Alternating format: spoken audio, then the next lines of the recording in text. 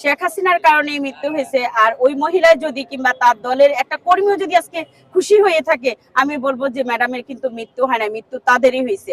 তারা কিন্তু দেশ ছেড়ে পালাইছে। আর ম্যাডাম কিন্তু এই দেশের জন্য যুদ্ধ করে, এই দেশের মানুষের জন্য যুদ্ধ করে এই দেশের মাটিতেই তার কবরও হবে, মৃত্যু হয়েছে, কবরও হবে। তো আমি বলবো যে আমরা জিতে গেছি, ম্যাডাম জিতে গেছে, তারা হেরে গেছে। না, আমি যতটুকু জানি আমার ক্ষুদ্র জ্ঞান থেকে বলবো, একেবারে শূন্যতা থেকে ধরেন বলবো যে উনি এই দেশে তো আসবে দূরের কথা, ওনা এই মাটি পাবে কিভাবে? উনি তো এই দেশে আসতে পারবে না, উনি কিভাবে এই দেশে মৃত্যু হবে বলেন? এই দেশে কিভাবে ওনার কবর হবে, এটা আমাকে বুঝান। কিন্তু এই দেশেই আসতে পারবে না। ওনাকে যদি আল্লাহর রহমতে আমাদের 12ই ফেব্রুয়ারি নির্বাচন হবে, আমি জানি বিপুল ভোটে কিন্তু বিএনপি জয়লাভ করবে। কারণ এত বছর কিন্তু যে নির্বাচনগুলো হয়েছে, ওই নির্বাচন হয় নাই। সো এইবার কিন্তু নির্বাচন হবে এবং বিএনপি জিতবে। তো বিএনপি যদি আল্লাহর রহমতে তারে যদি এই দেশে আনি, তার উপযুক্ত সর্বোচ্চ বিচার করে যদি তারে ফাঁসি দেয়, তাহলে জনগণের আত্মা যদি একটু শান্তি পায়, আমাদের ম্যাডামের আত্মা যদি একটু শান্তি পায়। এটাই।